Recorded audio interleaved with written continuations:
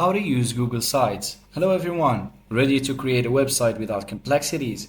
Google Sites offers a user-friendly platform to get you started. Here is a quick rundown. First of all, open your web browser and head over to sites.google.com.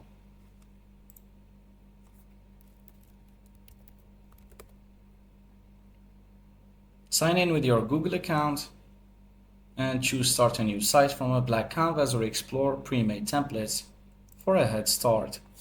The interface is intuitive, so drag and drop text boxes,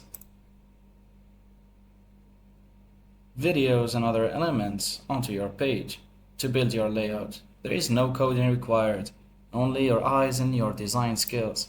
Click on a text box and type your content. You can use the toolbar to format text, you add headings, or create bulleted lists for easy reading. Click Insert and choose the image you want to insert. To insert an image on your website. From the top menu, choosing a theme that complements your website's purpose is important. You can also upload your own custom background image for a unique touch. Once you're happy with your creation, click Publish in the top right corner and Google Sites will generate a unique web address for your site. You can choose to customize this address for better branding. Click on the Share button and grant editing permissions to others.